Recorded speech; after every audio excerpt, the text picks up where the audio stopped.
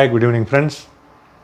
இப்போ வந்து பரீட்சை சமயங்க பசங்களுக்கு, அதுவும் அந்த போர்டு எக்ஸாம், பப்ளிக் எக்ஸாம் அப்படின்னு சொல்லிட்டு 10வது 12வது பசங்க வந்து ரொம்ப பிஸியாக இருக்காங்க அப்படின்னு சொல்கிறத விட ரொம்ப டென்ஷனாக இருக்காங்க, ரொம்ப லோடடாக இருக்காங்க, ப்ரெஷர் ரொம்ப அதிகமாக இருக்குது அவங்களுக்கு. எதுக்காக இதை சொல்ல வரேன்னா, 3 நாளைக்கு முந்தி ரொம்ப துயரமான ஒரு செய்தியை படிக்க நேர்ந்தது. நம்ம பாரதத்தில் உத்தரப்பிரதேசில் இட்டாவா அப்படிங்கிற ஒரு இடத்துல உள்ள ஒரு 15 வயது 10ஆம் வகுப்பு படிக்கக்கூடிய மாணவி, அவங்க வந்து போர்டு எக்ஸாம் 10வது கவர்மெண்ட் எக்ஸாம் சிபிஎஸ்சி சிலபஸ், ஓகேங்களா, அது எழுதிட்டு வந்துட்டு அதை சரியாக எழுதலை அப்படிங்கிற அந்த ஒரு டிஸ்ட்ரெஸ் இருந்துக்கிட்டே இருந்திருக்கு. ஒரு மன துயரம், சரியாக எழுதலையே, ஃபெயில் ஆகிடுவோமோ, மார்க் கம்மியாக வந்துடுமோ, பல ப்ரெஷரில் அவங்க வந்து சூயிசைடு பண்ணிக்கிட்டாங்க. அவங்க சூயிசைட் பண்ணிக்கிட்டதுக்கு she allegedly committed சூயிசைட் due to திஸ்னால் சொல்லியிருக்காங்க. மோஸ்ட் ப்ராபபிளி இதுதான் காரணம். அவங்க வந்து 10ஆம் வகுப்பு பரீட்சை வந்து ரொம்ப கஷ்டமான கொஷின் பேப்பர் வந்து ரொம்ப காம்ப்ளிகேட்டட் டிஃபிகல்ட்டான ஒரு கொஷின்ஸ்லாம் கேட்டு ரொம்ப இந்த இறந்து போன இந்த 15 வயது மாணவி மட்டும் இல்லை, டோட்டல் 10ஆம் வகுப்பு படிக்கின்ற மாணவர்கள், இந்த மேத்ஸ் குரூப் எடுத்தவங்க வந்து ரொம்ப ஸ்ட்ரெஸ்ஸுக்கு உள்ளாயிருக்காங்க. இது இந்த மேத் குரூப் எடுத்தவங்க மட்டும் இல்லை, பொதுவாகவே சிபிஎஸ்சி சிலபஸ் இப்போ உள்ள காலகட்டங்களில் ரொம்ப ரொம்ப ரொம்ப லோடடாக, ரொம்ப அதிகமான லோடு கொடுக்குற மாதிரி, ப்ரெஷர் கொடுக்குற மாதிரி தான் பசங்களுக்கு இருக்குது. அந்த குழந்தை வந்துங்க, 15 வயது குழந்தை, அவங்க அம்மாவும் சகோதரனும் வீட்டில் இருந்திருக்காங்க கூட. அவங்க ஈவினிங் மார்க்கெட்டுக்கு போய் பொருள்கள் வாங்குறதுக்காக போயிருக்கிறப்போ அதை வாய்ப்பாக பயன்படுத்திக்கிட்டு வீட்டில் யாரும் இல்லைன்னு சொல்லிட்டு அந்த டிஸ்ட்ரெஸ் தாங்க முடியாமல் அதை எப்படி ஹேண்டில் பண்ணுறதுன்னு தெரியல, சொல்லவும் முடியல, தூக்கு போட்டு தூங்கிட்டாங்க. மார்க் வாங்காமல் இருந்தாலும் பிரச்சனை இல்லை, ஃபெயில் ஆக போனால் கூட பிரச்சனை இல்லை, பரீட்சையில் ஃபெயில் ஆகுறதுல தப்பே இல்லை. ஆக்சுவலாக அடுத்த தடவை எழுதி பாஸ் பண்ணிக்கலாம்.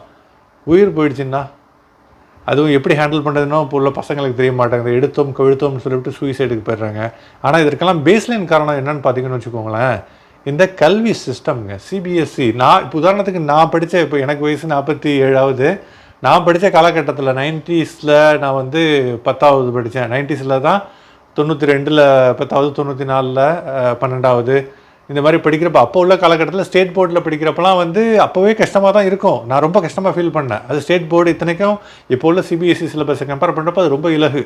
தென் I can imagine, I can correlate the complication and the difficulty involve in the current CBSE syllabus. இப்போ உள்ள சிபிஎஸ்சி சிலபஸில் என்ன சொல்கிறாங்கன்னா, இப்போ கொஞ்சம் டீப் டைவ் பண்ணி பார்க்குறப்போ மேத்தமேட்டிக்ஸில் வந்துங்க 2 செக்மெண்டேஷன் இருக்குது. ஒன்று வந்து பேசிக் மேத்ஸ், இன்னொன்று என்னென்னா ஸ்டாண்டர்ட் மேத்ஸ் அப்படிங்கிறாங்க. ஓகேங்களா, பேசிக் மேத்தை எடுத்தவங்க அக்கௌண்டிங், இந்த மாதிரி 12வது 12த்துக்கு வந்து அக்கௌண்டிங், காமர்ஸ் எடுத்துகிட்டு பிகாம் அந்த மாதிரி வரலாம் ஆக்சுவலாக. ஓகேங்களா, ஸ்டாண்டர்ட் மேத்தை எடுத்தவங்க நார்மலான main stream maths, physics, chemistry, biology கோர்ஸில் வந்து டாக்டர், இன்ஜினியரிங் அந்த மாதிரி வரலாம். அந்த மாதிரி 2 செக்மெண்டேஷன் சிபிஎஸ்சி 10th கொடுத்துருக்காங்க. இப்போது 2020 தான் இதை அறிமுகப்படுத்திருக்காங்க. இப்போ என்ன நடந்துச்சுன்னா, இந்த வருஷம் இந்த ஸ்டாண்டர்டு மேத்ஸுக்கு உள்ளது தான் ஐடியலி காம்ப்ளிகேட்டடாக இருக்கணும் comparing to basic math. Basic, as the name implies, the basic math should have the basic questions which should not be complicated. ஆனால் அன்ஃபார்ச்சுனேட்லி இந்த பேசிக் மேத்தில் ஒரு கேள்வியை கேட்டவங்க, அந்த கொஷின் செட் பண்ணவங்க கண்ணா பின்னான்னு கேட்டு சிலபஸில் இல்லாத கொஷின், அதாவது என்ன சொல்கிறது, ஒரு situational question, scenario based question. அதெல்லாம் 10ஆம் வகுப்பு மாணவர்களுக்கு என்னங்க, அவங்க சின்ன குழந்தைங்க, 15 வயது குழந்தைகள்.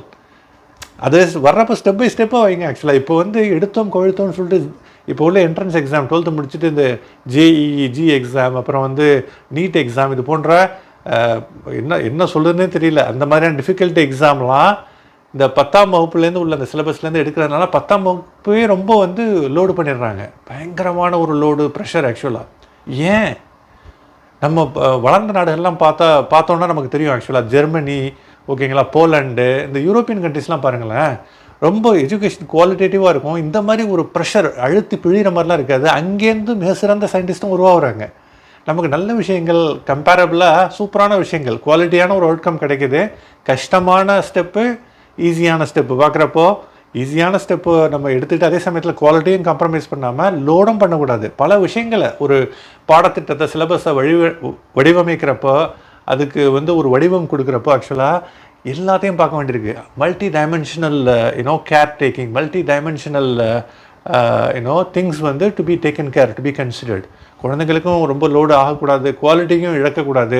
அது வந்து அடிக்கடி வந்து அசஸ்மெண்ட் இருக்கணும். எடுத்த உடனே அதாவது எல்லாத்துக்கும் வந்து முழு பரீட்சை தான் ஆனுவல் எக்ஸாம், அதில் உள்ள மார்க் மட்டும் தான் கன்சிடர் பண்ணும் அப்படின்னு அந்த கான்செப்டே எடுத்துட்டுங்க.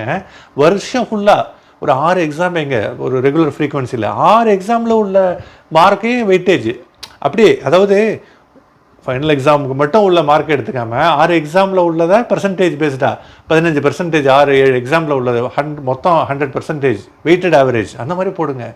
இந்த மாதிரி போட்டு ஸ்குவீஸ் பண்ணி குழந்தைங்களை நசுக்கி அவங்க வாழ்க்கையை வீணாக்குறதுல தான், அவங்க வாழ்க்கையை ஷேப் பண்ணுறதை விட குழந்தைங்களோட வாழ்க்கையை வந்து ப்ரெஷர் மூலமாக சின்ன வயசுலேயே அப்படியே ஒரு மாதிரி ஆக்கிடுறாங்க ஆக்சுவலாக. அதனால தான் இந்த மாதிரி தேவையில்லாத தற்கொலைகள்லாம் ரொம்ப கஷ்டமாக இருந்துச்சு கேட்குறதுக்கு. ஏங்க ஆக்சுவலாக படிக்கிற வயசில் இவ்வளோ லோடு தேவை. படிக்கிற காலகட்டத்திலலாம் நான் நினப்பேன், எனக்குள்ள ஸ்டேட் போர்டு காலத்திலே, அந்த ஸ்டேட் போர்டு சிலபஸ் காலத்திலே எப்படா படிப்பு முடியும், படித்து முடித்த பிறகு நம்ம படிப்புலேருந்து ஃப்ரீ ஆகிடலாம், வாழ்க்கை சுகமாக இருக்கும் அப்படின்னு பார்த்தா வளர்ந்து சம்பாதிக்க ஆரம்பித்த பிறகு படித்த காலங்கள் எவ்வளவு இலகுவான இன்பமான காலங்கள். ஒன்லி படிக்கிறது மட்டும்தான் அப்போ வேலை. இப்போது நாய்ப்படாத பாடுபட வேண்டியிருக்கு. எவன்ட்டெல்லாமோ வந்து நம்ம வந்து ரிப்போர்ட் பண்ணிவிட்டு யார்கிட்ட இல்லாமல் பேச்சு வசைப்பாடு வாங்கிக்கிட்டு வாழ்க்கையை நடத்துறதுக்காக எல்லாருமே நம்ம வந்து ஓடிக்கிட்டு இருக்கோம். ஆக்சுவலாக எல்லாரிடமும் பேச்சு வாங்கி கொண்டிருக்கிறோம். நம்ம இன்னும் வேலை செய்கிற இடத்துல பல இடங்களில் நம்ம இப்போ இதெல்லாம் கம்பேர் பண்ணுறப்போ வந்து நம்ம படித்த காலங்கள் வந்து இன்பமான காலங்கள் ஆக்சுவலாக. ஆனால் இப்போ உள்ள சுச்சுவேஷனில் அந்த சிபிஎஸ்சி நான் சொல்கிறதுனால கஷ்டமான அப்படி நினைக்கவே முடிய மாட்டேது. படிக்கிறத என்ஜாய் பண்ணவே முடியாத ஒரு சுச்சுவேஷனில் தான் இப்போ உள்ள சிலபஸ் இந்த CBSE, so called CBSE, central board for secondary education வச்சுருக்காங்க. குழந்தைகளோட உயிர்களும் போய் கொண்டிருக்கின்றன. தயவுசெய்து இந்த கவர்மெண்ட் இந்த தடவை கொஷின் செட் பண்ண ஒரு ஸ்டாண்டர்டில் அபத்தமான out of the syllabus question, situational questions குழந்தைங்களாம் யோசிச்சு இதெல்லாம் வந்து இந்த எக்ஸாமில் காம்படிட்டிவ் எக்ஸாமில் வர வேண்டிய கொஷின்ஸ்லாம் வந்து 10ஆவதுல பேசிக் மேத்தில் கேட்டு வச்சுருக்காங்க. ஒரு குழந்தை வந்து ட்விட்டரில் போட்டிருக்கு ஆக்சுவலாக ஒரு சின்ன வீடியோவில், கண்ணெலாம் வளையம் விழுந்திருக்கு அவ்வளோ ப்ரிப்பேர் பண்ணி, அவ்வளோ கஷ்டமாக இருக்குன்னு சொல்லிட்டு ஆதங்கத்தை வெளிப்படுத்துது. என்ன நடந்துக்கிட்டு இருக்கு இந்தியாவில் உள்ள கவர்மெண்ட்டு, கல்வி அமைச்சர், central education ministry, state ministry எல்லாம் என்ன பண்ணிகிட்ருக்காங்க ஆக்சுவலாக? இதுக்கு என்ன சொல்ல போகிறாங்க போன உயிருக்கு ஆக்சுவலாக? அஃப்கோர்ஸ் இது வந்து போன உயிர் வந்து அவங்க அந்த குழந்தையினுடைய மிஸ்டேக்கன் டெசிஷன், பட் அதுக்கான பேஸ்லைன் ரூட் காஸ் ஏன் அப்படி இருக்கணும் ஆக்சுவலாக? இது எல்லாமே ஆராய்ந்து கவர்மெண்ட்டு மிக முக்கியமான ஒரு டெசிஷன் எடுக்க வேண்டிய ஒரு கட்டாயத்தில் இருக்கும். சென்ட்ரல் கவர்மெண்ட்டும் சரி, சிபிஎஸ்சி சிலபஸ், பொதுவாக இந்த மாதிரி என்ட்ரன்ஸ் எக்ஸாம் கடுமையான விஷயங்களை வந்து இலகுவாக்கி அதே சமயத்தை குவாலிட்டியும் காம்ப்ரமைஸ் பண்ணாமல் பாருங்கப்பா, யூரோப்பியன் கண்ட்ரீஸில் எத்தனை ஒரு அழகான ஒரு எவ்வளோ பெரிய நல்ல குவாலிட்டியான எஜுகேஷனோட வெளியில் வர்றாங்க. இங்கே உள்ள இன்டர்நேஷ்னல் கம்யூனிட்டி, டைவர்சிஃபைடு இன்டர்நேஷ்னல் கம்யூனிட்டிலேருந்து வர இன்ஜினியர்ஸ், பெரிய பெரிய ஆயில் அண்ட் கேஸில் இருக்கிற இன்ஜினியர்ஸ் எல்லாமே யூரோப்பியன்ஸ், எல்லாமே ஹை பொசிஷன்ஸில் இருக்காங்க. எல்லாமே நார்மலாக வர்றவங்க தான். என்ன இது நம்ம வந்து இந்த இந்தியாவில் பெருசாக Indian quality of education good, but வந்து இப்போ உள்ள காலகட்டத்தில் அதை லோடு பண்ணி ரொம்ப காம்ப்ளிகேஷனோட உச்சத்தில் இருக்கும். இந்த குட்டாக இருந்தது பேடாக வந்துட்டுருக்கு. அது மாறி ஒரு நல்ல தரமான ஒரு எஜுகேஷன், படிக்கிறத என்ஜாய் பண்ணுற மாதிரியான எஜுகேஷனை வந்து நம்ம கண்டிப்பாக உருவாக்க வேண்டிய ஒரு கட்டாய சூழலில் இருக்கும். இது வந்து எனக்கு என்ன சொல்லுன்னு தெரில. உங்களுடைய கமெண்ட்டை பதிவு பண்ணுங்க. நீங்கள் என்ன நினைக்கிறீங்க? இறைவன் எல்லோருக்கும் அருள் புரிவானாக. நல்ல சட்டத்திட்டங்கள், நல்ல ஒரு கல்வி, ஒரு ஒரு டெசிஷன் மேக்கிங், அற்புதமான சிலபஸ் பாடத்திட்டங்களை வகுக்கிறது, அதெல்லாம் வந்து கண்டிப்பாக வந்து நிறைய விஷயங்கள் மாற வேண்டியிருக்குங்க. மாற்றங்களும் வந்துக்கிட்டு இருக்கு. கண்டிப்பாக அந்த மாற்றங்களுடைய வெளிப்பாடாக நம்மளும் இருக்கணும். ஆக்சுவலாக நம்ம ஒரு இண்டிவிஜுவலும் இருக்கணும். மாற்றத்தை அடுத்தவங்கள்ட்ட மட்டும் எதிர்பார்க்காம நம்மளும் அந்த மாற்றத்தின் ஒரு பார்ட்டாக இருக்கிறதுக்கு நம்ம முயற்சி பண்ணுவோம். தேங்க்யூ கைஸ் ஃபார் வாட்சிங். Have a good day ahead.